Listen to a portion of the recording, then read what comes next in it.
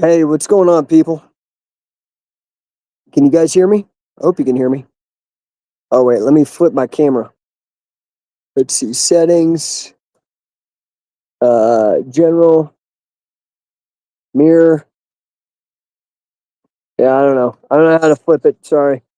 Hey, how's it going, guys? What's up, man? I just wanted to touch base with y'all. It's been a minute. I've been so slammed. I appreciate all you guys. Um, just curious what you guys been up to. I don't know if I could flip it around. I'll share it with you guys. If you want to see the sunset, it looks gorgeous. That's like the view from my backyard. It's really nice. There's my dog. Wait, Dirk, Dirk, Dirk, come here. Oh, Jesus. Dirky, Dirky, Dirk, Dirk, Dirk. Dude, you too spastic, boy.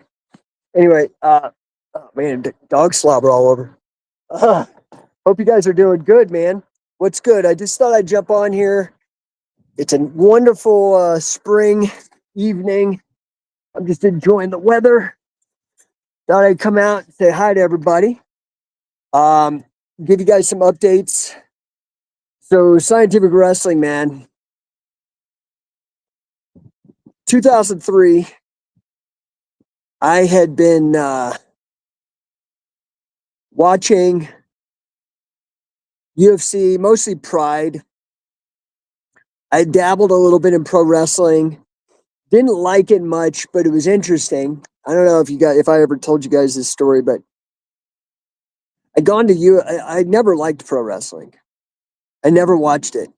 My dad took me one time to a show at McNichols Arena, probably in the 80s, and I saw Ricky the Dragon Steamboat and Ric Flair.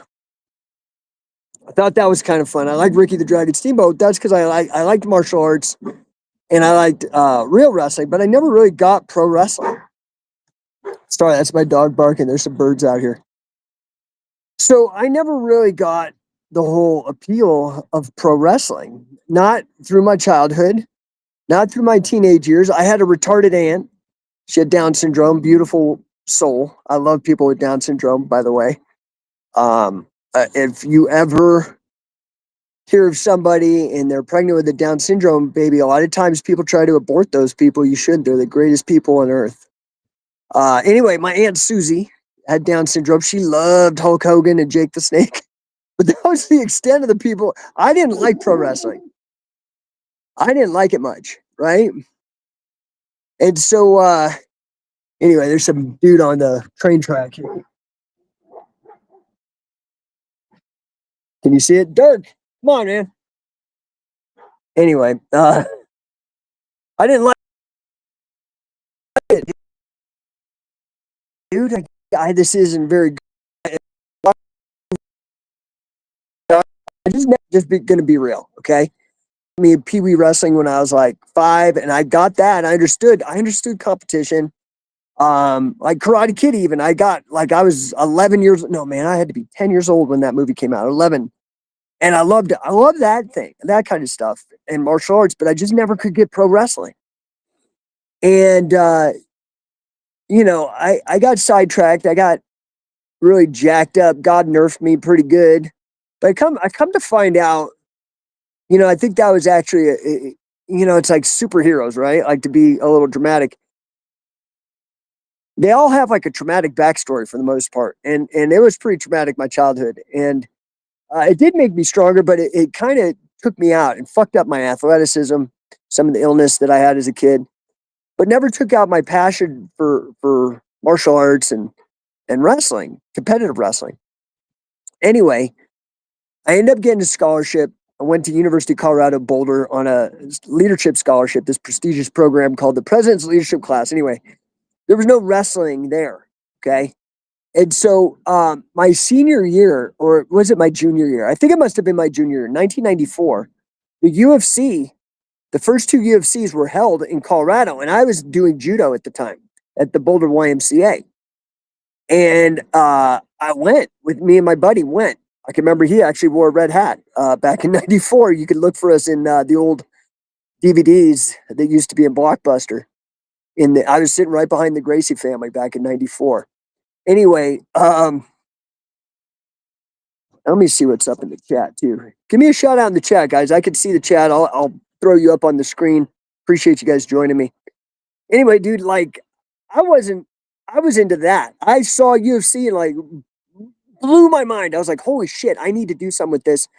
Um I was already doing judo, and then me and a couple buddies started doing jiu-jitsu at the rec center, and we would fly in dudes at the CU rec center. We flew in Kaseka Munez. I don't know if you ever remember that name or heard of him. He was a jiu-jitsu black belt back then, young cat back then. And then we would also go to Boulder Karate, and we'd fly in Pedro Sauer from Salt Lake. He was in Salt Lake at the time, and Ricardo Mergel. And it was really cool. What's up, Ricky Adams? Thanks for the shout out, bro. I hope you're doing good, dude. Where you at? Let me see if I could show Ricky Adams. There we go. Oh wait, hold on. I had it. I keep messing up. There we go. Hey, what's up, Ricky Adams? Happy to see you, dude. So anyway, I was like, this is amazing. And I graduated in '95, and there was nothing in Colorado because we were having to fly people in. Like that's where I got the idea to do seminars for scientific wrestling, because there wasn't enough catch to really, or interesting catch to start a school, just like how jiu-jitsu was back in the early days. And so I was like, well, I could do seminars. Anyway, but I moved out. I graduated in '95 with an English degree, which was totally useless back then. I don't know if it's worth more to have an English degree today because you could blog and write and stuff. But back then there was none of that in '95. The internet was barely even a thing. It was like Usenet mostly. Netscape had barely come out, which was that early browser. Anyway, I moved out to San Francisco and the Bay Area because that's where Carly Gracie. I'd done my research as good as I could back then, and found out that Carly Gracie was really highly regarded. And I was like, okay, I'll move out there. I had an option to go work as an intern at a place called Fantasy Films, which was run by Saul Zaentz. He was a guy who produced Creed's Clearwater Revival. And probably, I think the most famous movie he ever made was One Flew Over the Cuckoo's Nest, which was one of my favorite movies. So I was like, I'm moving to California. I'm a work in movies, and I'm gonna go learn this jiu-jitsu shit. And so I did. But when I got out there, I realized, holy shit, it's expensive. I moved by myself. I had no money. I was working 4 jobs. I already had a neck injury from at that point and had to go to chiropractic. And it just was burdensome, and I wasn't connected to anybody. This wasn't I was a young man, and I didn't have many mentors back then, and I didn't understand mentors. I don't think. Anyway, you got to get mentors, dude. Even at any age, I have them to this day. Greg Cardone is probably my biggest mentor right now. Anyway, Ricky Adams, you're in the UK? What's up, bro? Hey, man, I love the UK. I haven't been out there ever since lockdowns. That kind of fucked us up, man.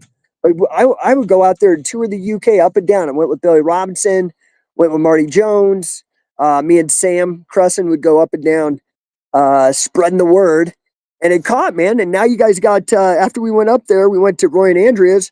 They saw what we were doing. I think they got the idea that there's some demand for it, and jumped on board, which is great. They're doing a great job. In particular, I've never really attended their training, so I can't speak to it. I just see the stuff they put online, but I really enjoy what they're doing. The production value, and they're starting to get higher level competitors too, which is great at the tournament that they're doing. I mean, to call it Worlds or whatever is cool, but the production value is fantastic. I really think they're doing a good job.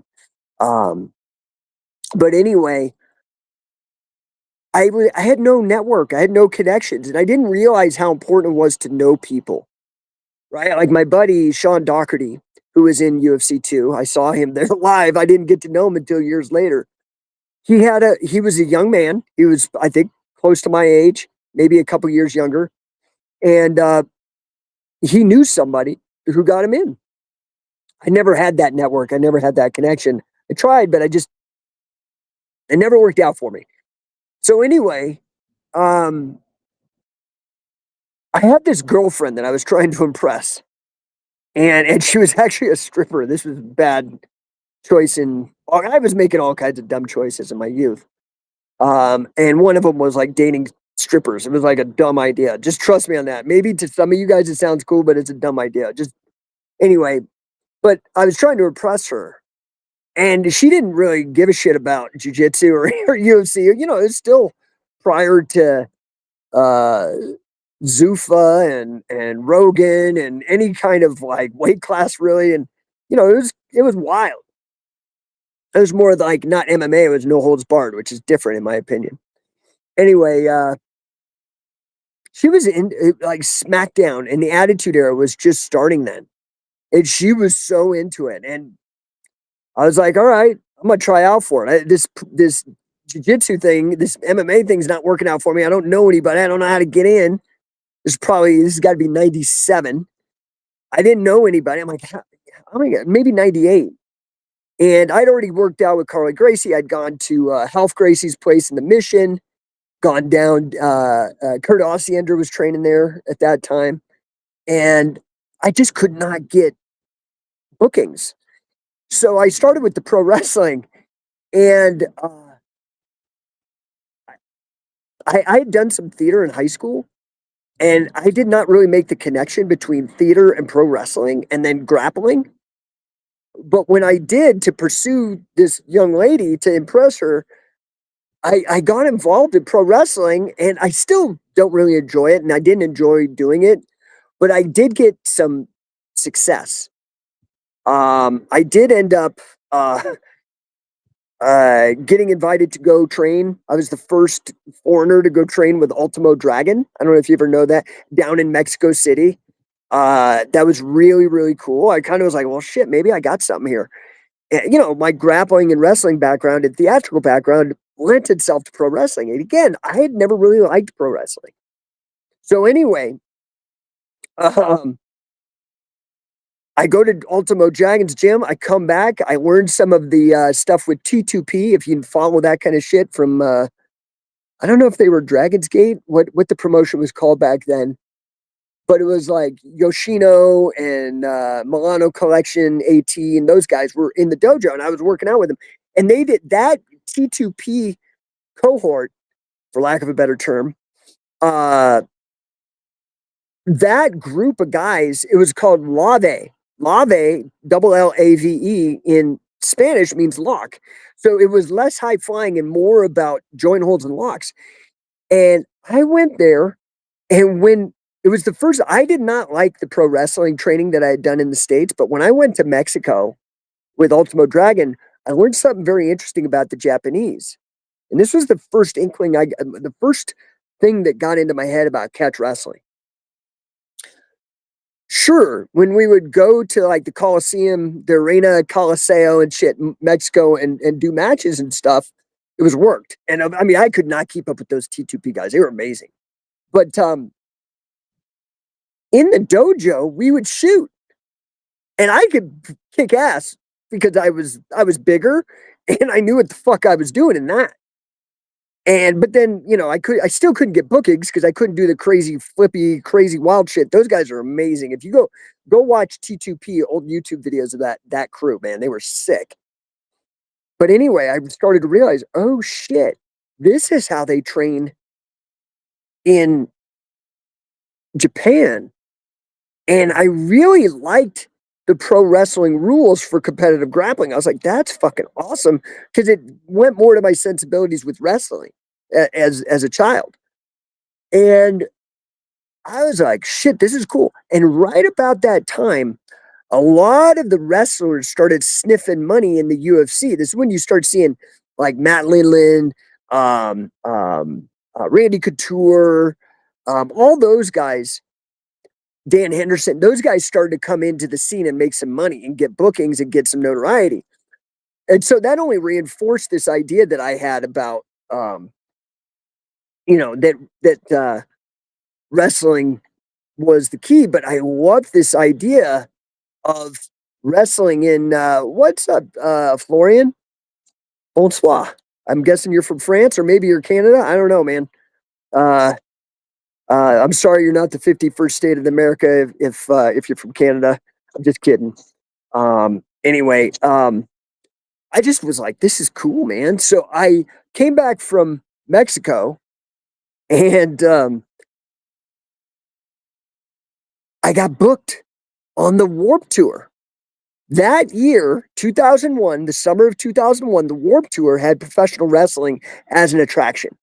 And so I actually got paid in 2001 money, which was not, this wasn't great, but it was not bad in 2001. I got paid $150 a day to go wrestle. And because I had the most experience, even though I just started, but I had the most experience and the best resume, I was actually the head trainer for this group called Incredibly Strange Wrestling. They got booked.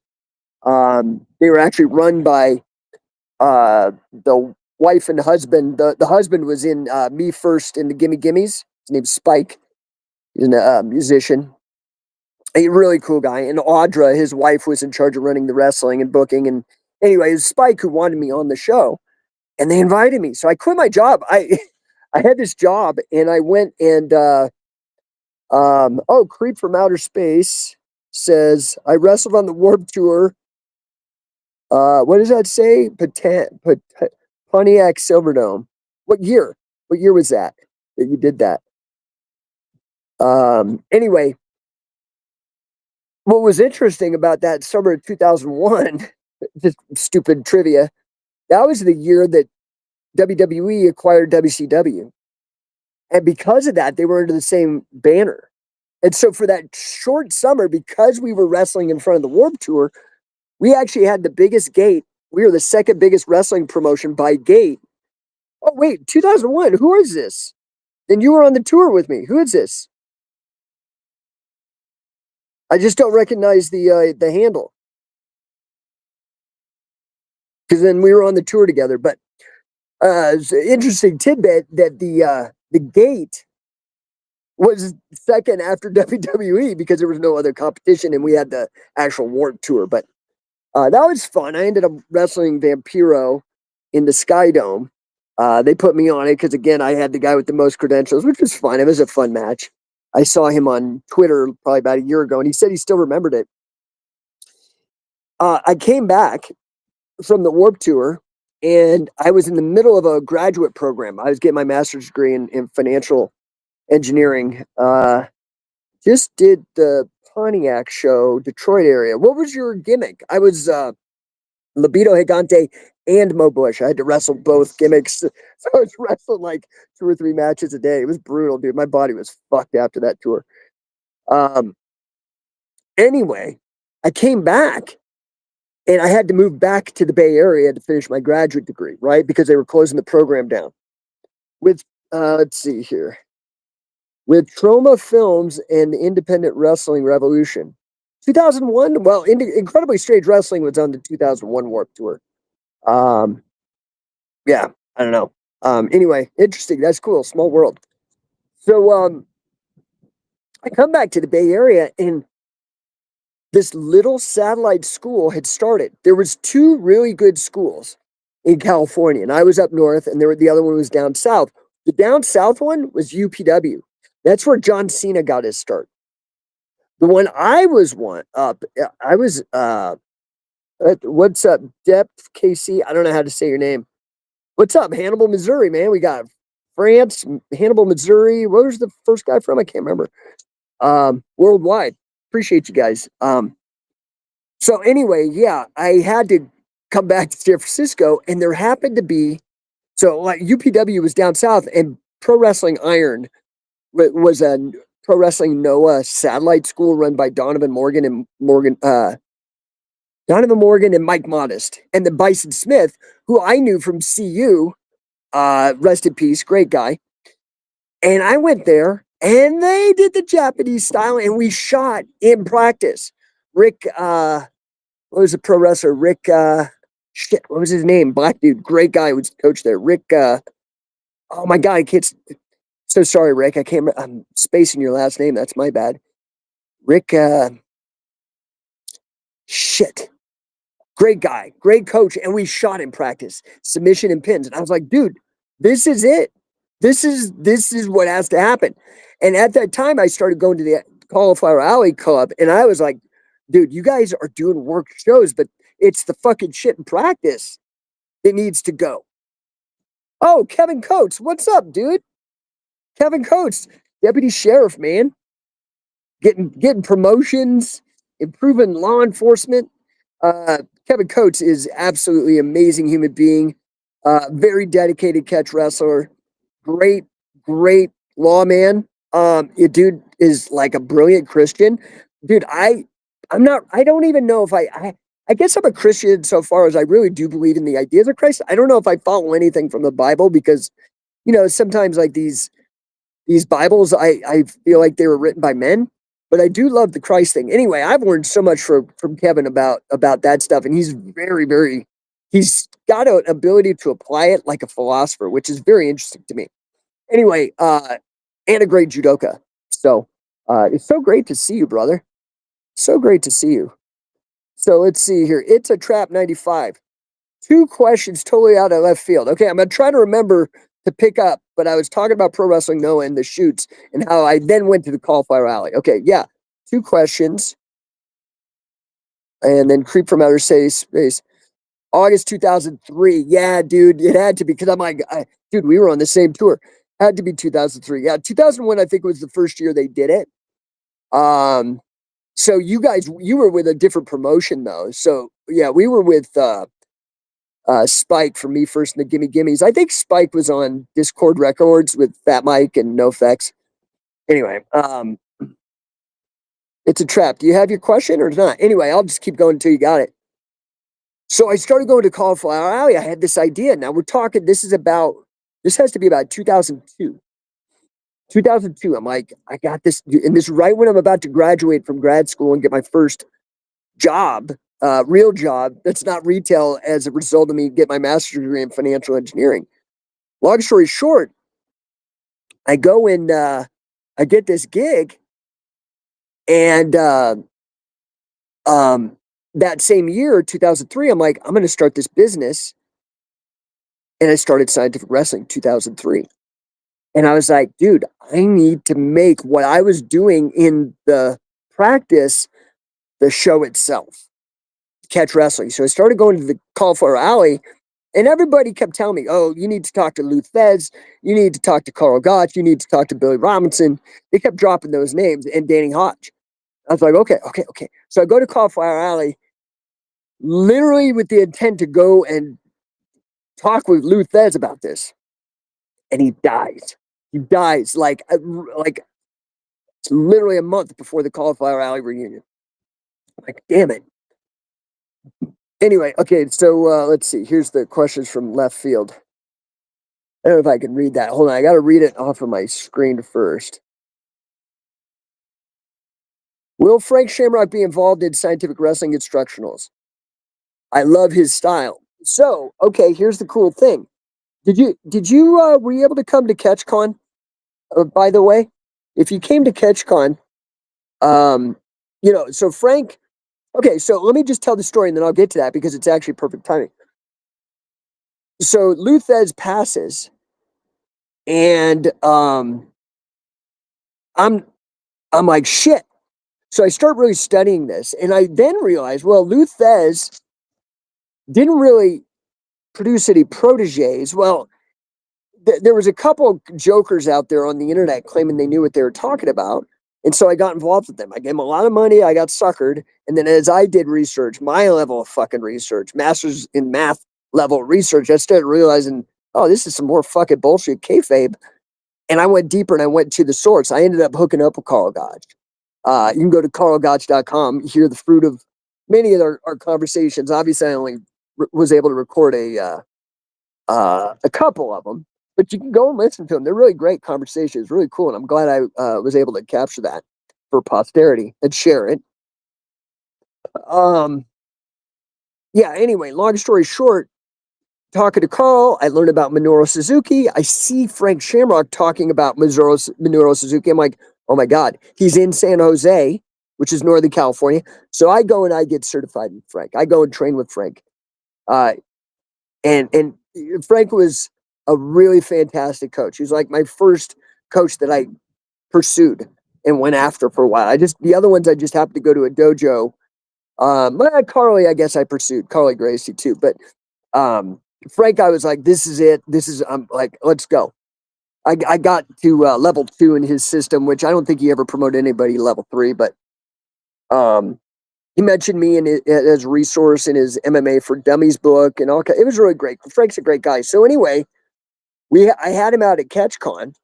You know, he has a pretty bad back injury, and I think he got kind of burned out largely due to some of the bullshit politics. You know, the reasons that if anybody should be in the fucking UFC Hall of Fame, it's Frank fucking Shamrock. And he's only not there because of politics. So anyway, he went to Hollywood, did a lot of charitable work. He now does a lot of like coaching for high level executives in Silicon Valley, like at Google and whatnot. Anyway, great human being. Very blessed to call him a friend and a coach. He did me a personal favor. The first time, I think in 14 years or something, he said, I can't remember the exact, it's on tape. First time in 14 years, he came back and coached, and he did that for scientific wrestling as a favor to me. So, and this, I want to have a little detour. There's a lot of people that like to talk shit. I don't know if you've ever done anything in your life that's gotten good attention or positive feedback, but if you get positive feedback, you're going to have haters. Now, remember, the people talking shit never are doing better than you. Like, I had to learn this the hard way because it used to bug me and eat me up. But, you know, these fucking petty little punks who never, like, I go to their pages and they're either sock puppet accounts or some other bullshit, but they've never done anything, right? Anyway, we got some real great footage with Frank, and we are going to be sharing it. And I wish you could have come to CatchCon. I wish you could have come to Catch, because he showed some leg lock. How far ahead of the game he was. There was like we had like Jesse Moretz, huge leg lock guy. You know, he does all this 10th Planet shit too. He's a black belt 10th Planet, so he's a really educated guy, well-rounded guy. His whole crew is like mind blown with the fucking level of technology Frank has, and he left like 15 years ago. It was amazing. So eye out for definitely check out the YouTube channel, man. I'm building out a whole shit up. I've got Larry, the living legend Spisco on commentary, Penn State wrestler, and Bruno Sammartino's fucking protege. Perfect for Shoot Pro. We got Pat Miletich as the president, UFC Hall of Famer, welterweight champ, 4-time champ Frank Shamrock is the chairman. We've got Jerry Briscoe is our commissioner, WWE Hall of Famer. Dude, this shit's for real, bro. All you fucking punks, man, you're gonna have to eat your words. And I can't wait, because you know what always happens is all these shit talkers, it's like, and then you break through the next level, and then all of a sudden they become ass kissers. And then I used to fall for it. Oh, okay, yeah, bygones be bygones. And then their fucking squirmy little bitch ass nature shows up, and I'm done, dude. I'm a guy who learns. I'll make a mistake once. You know what I'm saying? So, but their true colors show. You know what I mean? You could see them. They go to fucking whatever, bunch of losers. Anyway, you know who I'm talking about too. Anyway, let's see here. Let's see. If I go here, I cannot read this. Also, do you think Catch will make a comeback on the major jiu-jitsu grappling stage with so many guys like Danaher and Nicky Rod emphasizing more amateur wrestling like pins? Yeah, dude.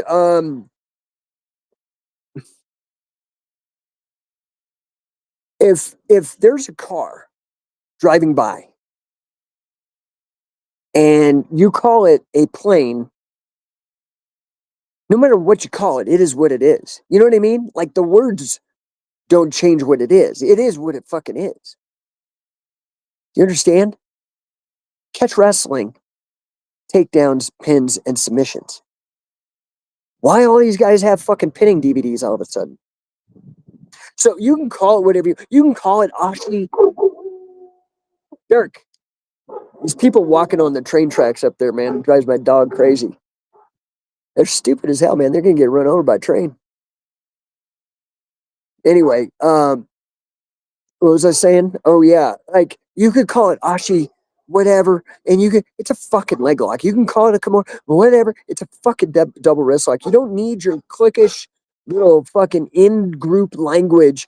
Just stop the pretense. Stop ripping everybody's shit off, and just be honest about your sources. Like the thing that pisses me off is I can understand maybe some athletes who might be a little bit on the meathead side, overjuiced, juice to the gills or whatever, not maybe citing their sources.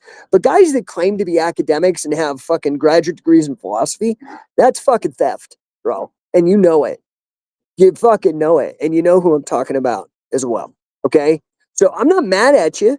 I appreciate it because you're doing all the marketing for me. People clue into it, just like your comment. So I don't know if that answers your question, but basically, catch is happening. You know what I'm saying? And just because this is the other thing, like people get hung up on lineage. If I really wanted to push lineage, nobody could touch us.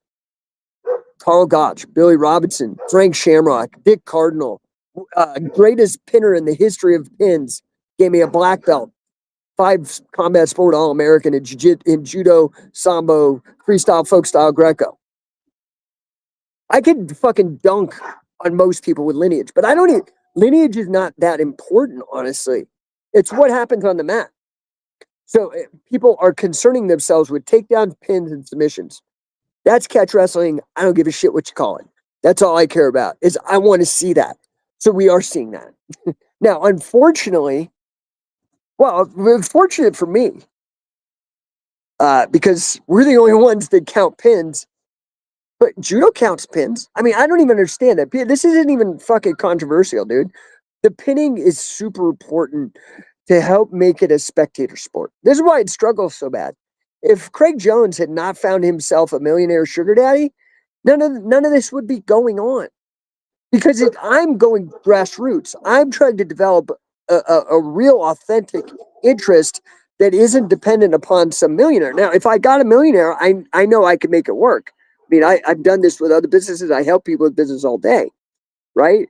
But my challenge is that I don't want to give up creative control. I don't want to give up ownership, and it must have pins, and it must have a 3-count pin. So what I've really done with Shoot Pro is say, what if pro wrestling was real? The pro wrestling that you see on TV, what if it wasn't a bunch of guys just up there talking on a microphone for 90% of the show and then pretending to fight? What if it was real? What if it was like Ultimate Fighter? It was like a reality show. That's my vision. That's been my vision for a long time. Okay. So anyway, yeah, I don't know if that ain't, I don't want to sound bitter. I'm like, I don't really give a shit. That's why I'm out here. I just want to talk with you guys. The sun is going down, so I'm going to lose some light here in a minute. But anyway, so I go to Cauliflower Alley, and I eventually hook up with Carl Gotch. I hook up with Frank Shamrock. One day I'm online and I'm burying one of these clowns who's making claims about, like kung fu, like, oh, I learned from a long dead master, but I'd show you these moves, but I'd kill you, like all that dumb shit and make you catch look bad. So I took him to task online. Well, he had a bunch of fake internet users. I don't know if you guys know about this tactic, but a lot of these fucking jokers, and they would like try to make it seem like, meanwhile, the accounts have like no fun. It's called puppetry. It's like they do it in the army and the military too. To like, it's like a psyop that they try to pull on people. Anyway, and so, I'm dunking on this guy, and all these fake accounts are trying to shit on me. And then fucking Joe Rogan has been lurking, watching me the whole time. This has got to be, I think this was 2005. And then Joe Rogan is like, no, Jake's right. I was like, what? Oh, shit. And actually, I went to the Abu Dhabis in Long Beach at the Pyramid. And I'm walking down. This was probably about a month or two later. And I talked to Joe on the phone. He was like, yeah, I want to talk to you about all this stuff. It was wild. And I'm walking, Dirk, come on, man. I'm walking to the, hold on. I want to make sure what the fuck's going on here. All these people. You get to watch me be a grumpy old man. The fuck. Don't worry, Dirk. All right. Anyway, so Joe Rogan, I hear somebody yelling my name. Jake, Jake, Jake. I'm in the parking lot walking into the thing. It was fucking Joe Rogan, and he like recognized me, and I was blown away. I'm like, dude, you're a celebrity and shit. How you know who I am? Anyway, super great guy. In fact, I kind of always have this story about how Joe Rogan was my wingman, and I told him like one of the times that we were on the phone, I was like, yeah, I got this great girl. I was gonna bring her by the comedy club. He's like, oh yeah, come on. And dude, I did. He got me front row, and then he brought us backstage. And I didn't know Joe that well. I still don't know him that well, but like, I mean, Josh Barnett's mentioned me a couple times on his show and stuff. Thank you, Josh. But like, dude, he was so cool. He was so cool, man. Really impressed my now wife 19 years later. So thanks for that, Joe. Great, you're a great wingman, brother. Um, but anyway, yeah. So um, after Joe blew me up, I got a lot of attention. I started running the first catch wrestling forum ever on the underground MMA.tv. Kira cooked that up, and it just put me in another position of leadership in a weird way, like I was teaching the pro wrestlers on the world tour. And so then I felt a lot of pressure. I'm like, well, shit, I better get up to speed. And I'm a pretty fucking driven, obsessive guy. So I was like, I need to fucking know more than anybody. And, you know, I was pretty good at it or whatever. So I did that, right? And I really didn't, I brought it to market. And at that point, actually, Josh Barnett reached out to me because he was trying to reach Carl Gotch because he was hoping to, you know, get the rub with Carl a little bit and talk to him. And there was like a photo opportunity for them to be together. And Josh knew I was in contact with Carl. So I hooked him up, right? Because again, that's what I do, man. I just help people. And a couple, like maybe a year later, I told Josh, I'm like, dude, I'm trying to get a hold of Billy Robinson. And then Josh did me a solid. It got me connected with Billy. And then the rest, a lot of you guys probably know is history. I was able to get Billy out to the world, toured Europe, toured UK, toured all over America. For 7 years, I was his right-hand man. So I'd had this experience being mentored by Carl Gotch for like 4 years, and then becoming level 2 coach under Frank Shamrock. And then I, you know, had some training with Wade Chalice way back early because I wanted to learn everything about pinning. I had a buddy that we were grappling, and he put me in a cradle. I was like, holy shit, what was that? This was like no, this had to be 2000. I just moved to LA, so it was 2003. That's when I was like turned on to cradle, bro. I was like, I'm bringing this shit in, and that's what I got with Wade. And that's when I really started figuring out Nelson's. I really love Nelson's. And yeah, so I don't know, guys. It's getting dark out here. I don't even know if you guys can see me anymore. But I'm in a jet. Hey, what are you chewing on, bro? What is that? Oh, it's a dog toy. All right. He's a puppy. I got this dog. His name's Dirk, but he's a puppy. I don't know. Can you even see him? It's pretty dark. He's right there by that light. You see him? Anyway, appreciate you guys. Hit me up. I'm gonna go jump on Instagram, do a quick live on Instagram. It's getting pretty dark out here, so I'm gonna have to go to the front porch. Appreciate you guys.